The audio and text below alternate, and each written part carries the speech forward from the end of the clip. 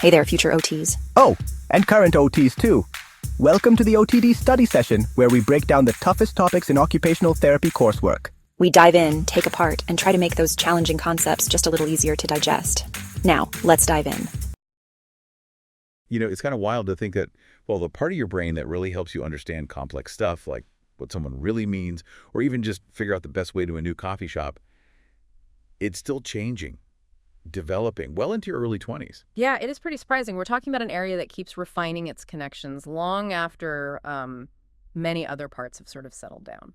So today, we're diving deep into this really fascinating and crucial bit of brain wiring, to the temporoparietal association area. And before we really jump in, we absolutely want to acknowledge the author of the chapter that's, well, guiding our discussion today. Definitely. And also give a big shout out to the amazing Mr. R. His presentation of this pretty complex material was incredibly insightful, really helped shape our understanding. Absolutely invaluable, yeah. Okay, so let's really get into what this temporoparietal association area is all about. Well, what's really interesting here is that this region, it's right at the crossroads of the temporal and parietal lobes. It's actually the fourth major association hub in the cortex. It acts as a kind of integrator. Integrator, meaning? Meaning, instead of just processing the raw sensory data coming in, it synthesizes inputs. It takes information from your hearing, your sight, your sense of touch, the somatosensory system, and puts it all together. Hello? And it's this integration that allows for those higher level things we're focusing on. Yep. You know, the details of communication, directing our attention, making sense of the space around us. Right. So communication, it's obviously more than just making sounds, yeah.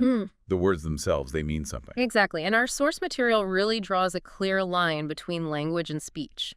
Language is this amazing learned system. It's symbols, words, signs, whatever that stand for ideas. Think of it as the underlying software, maybe. I like that analogy. And speech, well, that's the physical output of that software. The muscle movements in your mouth, your throat, producing the actual spoken words. And it's pretty amazing how these separate but connected jobs are mostly handled by different areas, mainly in one side of the brain. The chapter mentions, 95% of us rely heavily on the left hemisphere for language? That's the figure, yeah. Around 95%. But interestingly, there's that, small percentage where the right hemisphere takes charge, and an even tinier group where it's kind of spread out. Really shows how flexible the brain can be, doesn't it? It really does. Brain plasticity in action.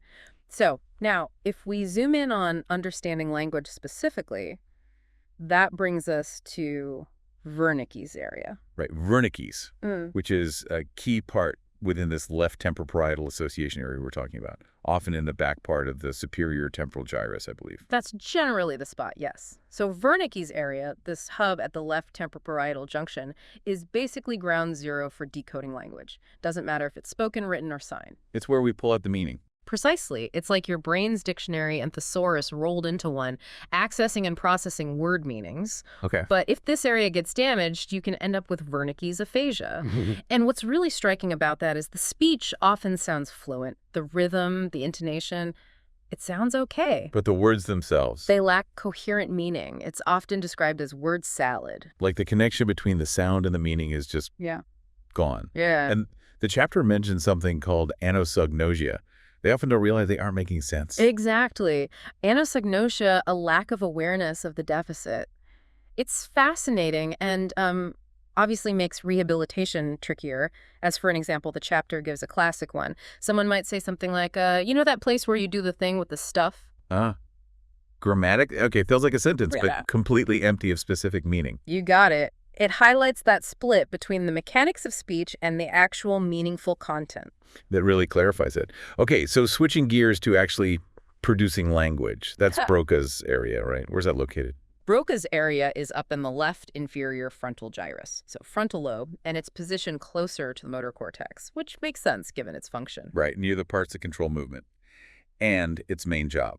Planning and executing speech production. It's kind of like the brain's speech choreographer or command center. So Wernicke's decodes the input, Broca's plans the output. Makes sense. What specific jobs does Broca's handle? Several key things. Syntax, putting words together grammatically, word selection, finding the right word, using those little but essential function words like and, the, is, And crucially, it develops the plan, the instructions for the muscle movements needed for speaking. And damage here causes a very different kind of aphasia. Problems getting the words out. Yes, Broca's aphasia, often called non-fluent or expressive aphasia. Speech is typically slow, very effortful, halting. People might speak in really short phrases, leaving out those function words. And this is the key difference from Wernicke's. They usually understand language much better. Generally, yes. Comprehension is relatively preserved, though complex grammar can sometimes be tricky for them too. But because they are aware of their difficulty speaking, it often leads to, well, a lot of frustration. Yeah, I can imagine. The chapter mentioned the famous case of Tan. Can you just quickly remind us why he's so important? Sure. Tan was a patient studied by Paul Broca himself. After damage to this specific area, the only sound he could produce was tan. Yet his understanding of language seemed largely intact. Wow. It was really crucial early evidence showing that different language functions are localized in different brain areas. Specifically, it helped separate comprehension from production. Okay, so let's try to trace that flow. Yeah. Maybe simplified. We hear something. Primary auditory cortex picks it up. Secondary auditory cortex says, hey, that's language. Wernicke's figures out what it means.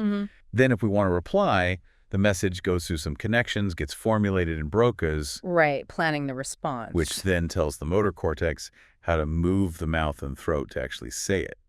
Something like that. That's a good basic flow, yes.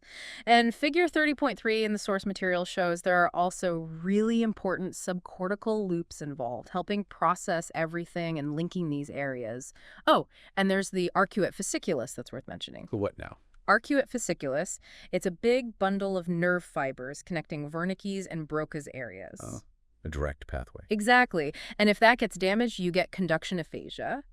People with this can usually understand and speak okay-ish, but they have major trouble repeating things they just heard. Fascinating. So many specific roles. But communication isn't just words, is it? There's all the nonverbal stuff. Absolutely crucial. And here the right hemisphere really steps up. There are areas over there, kind of analogous to Wernicke's and Broca's on the left, that handle nonverbal communication. Okay, so parallel systems almost. In a way, the right temporoparietal junction is key for interpreting nonverbal cues. You know, reading facial expressions, understanding gestures, picking up on the tone of voice that tells you if someone's joking or serious. So left side gets the literal meaning, right side gets the vibe. That's a pretty good way to put it, yeah. It interprets the emotional color and the context, and then the right inferior frontal gyrus helps us produce our own nonverbal communication. Like using gestures when we talk or changing our tone to show emotion. Exactly. Emotional gestures, vocal intonation, all that adds meaning beyond the words. And the chapter notes that damage to the right hemisphere can make it really hard for someone to get humor or sarcasm. Because those rely so much on tone and context, not just the literal words. Makes sense. Precisely. Okay, let's shift focus slightly. Another big job for this temporoparietal area is directing attention, right? Yes, particularly the right temporoparietal association area. It's critical for figuring out what's important in our surroundings, what deserves our focus. It helps us select what to pay attention to and filter out the rest. Like a spotlight operator for our brain. And if that gets damaged, what happens with attention? Damage there can lead to hemispatial neglect. It's a really striking condition where people act as if one whole side of the world or even their own body just doesn't exist. Wow. So they might only eat food off the right side of their plate. Or bumped into things on their legs. Exactly. Or only shave one side of their face. And it's crucial to understand this isn't usually a vision problem. They can see that side, technically. It's a problem of attending to it, of representing it in their mental map. That's profound. And it links directly to the idea of spatial perception, which you mentioned right at the start. It does. The right parietal lobe, in particular, is huge for constructing our sense of space. It helps build our internal map of our own body, the body schema. Our sense of where our limbs are, even with our eyes closed. Yes, that's part of it. But also planning how we move through space, understanding how objects relate to each other and to us, grasping the layout of the world around us. So fundamental for just everyday living. Getting dressed, walking around without bumping into things. Totally. And damage there shows up clinically. People might have trouble dressing, that's stressing apraxia, or drawing simple things, or finding their way around familiar places. All tasks needing good spatial understanding. Okay, we've talked a lot about left versus right hemisphere roles. Can we quickly summarize the main specializations? People always talk about left brain, right brain. Yeah, and it's often oversimplified, but there is definitely lateralization. Generally speaking, the left hemisphere is dominant for language understanding it, producing it. It tends to process things sequentially, step by step. The logical side, maybe. You could say that. The right hemisphere excels at spatial tasks, navigating, understanding spatial relationships, recognizing complex visual patterns like faces.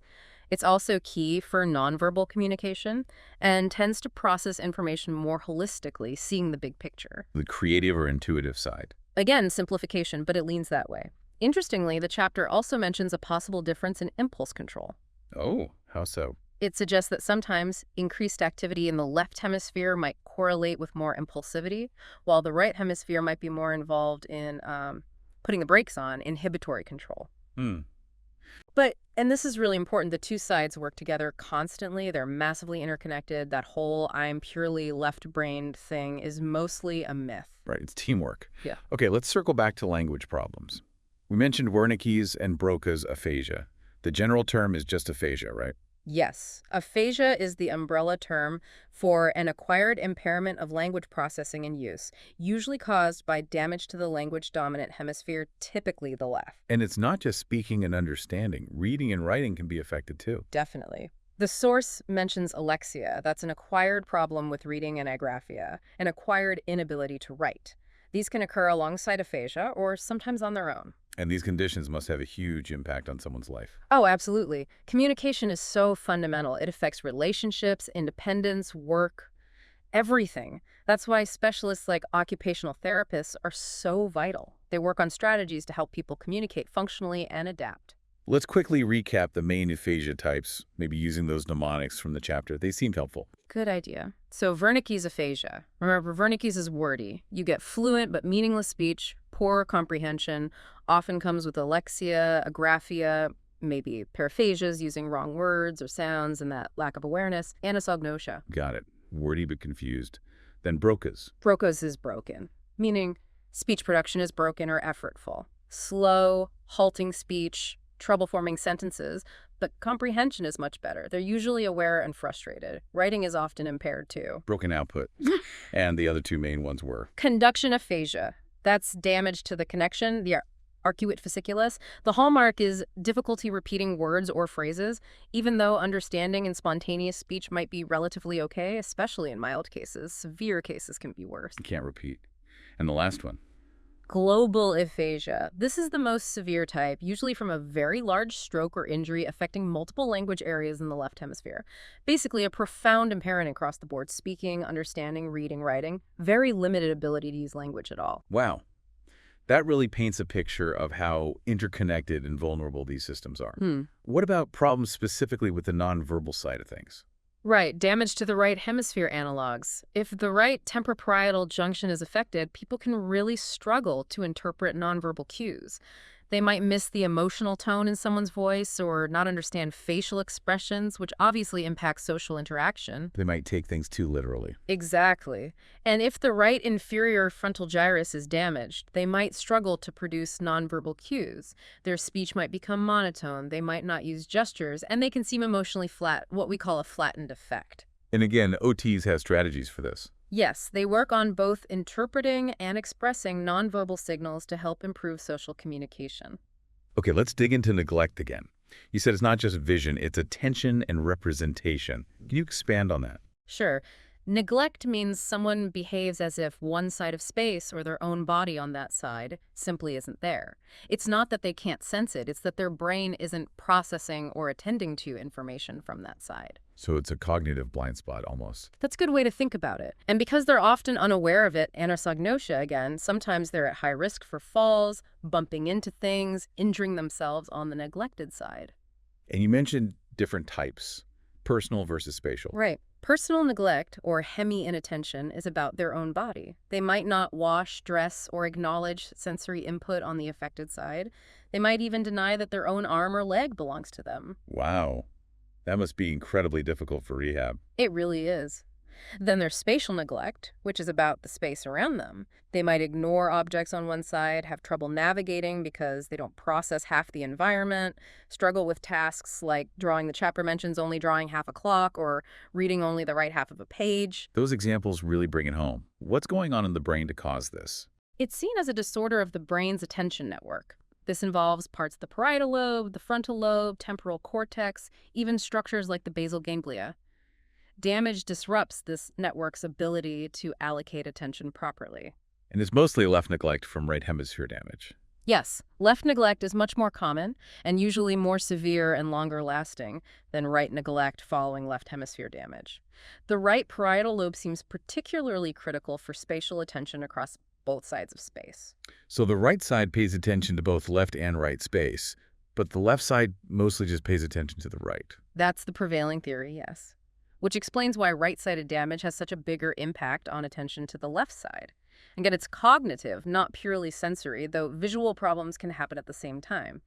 Persistent neglect is a really significant factor impacting long-term outcomes and the need for care. Okay, so pulling it all together. Damage in this whole temporoparietal region seems to really mess with our ability to handle new information, understand nuance, and even just cope with changes in routine. That's a good summary of the broader impact, yeah. Specifically, left side lesions often lead to aphasias wernicke's around the temporoparietal junction, broca's up in the inferior frontal gyrus, And right side lesions. Those often bring the nonverbal communication problems, involving similar areas but on the right. And of course, neglect, especially with damage to the right posterior parietal lobe. Understanding these patterns is just fundamental for anyone working in healthcare, especially neurorehab. Absolutely. Yeah. Okay, let's try to crystallize some key takeaways. This temporoparietal association area. It's this incredibly complex, vital crossroads in the brain. Definitely. It's handling language comprehension, speech production, directing our attention, helping us understand and navigate the world around us. We saw how specific bits like Wernicke's and Broca's have distinct language jobs, and how damage leads to specific aphasias. And we highlighted the right hemisphere's critical role in nonverbal communication and spatial awareness, and the impact of damage leading to things like neglect. Right. It's just intricate, which leads to a fascinating thought, maybe for you listening. Consider that network in your own brain, the temporoparietal association area. Think about how it's constantly, silently working behind the scenes, enabling your conversations, your understanding of space, your focus. Yeah, and maybe ask yourself, what other subtle ways might this critical brain region be shaping your everyday experiences, things we haven't even discussed today? How does it influence how you feel in a certain space or your gut reaction to a social situation? That's a great point. Maybe it plays into intuition or that sense of direction some people seem to have more than others. Definitely something to ponder. We hope this deep dive encourages you to reflect a bit on your own communication, your own awareness of the world, and maybe spark some curiosity to learn even more about how this amazing brain of yours works. If you found this helpful and want to stay up to date with future lessons, be sure to like and subscribe so you don't miss our next deep dive into the world of occupational therapy.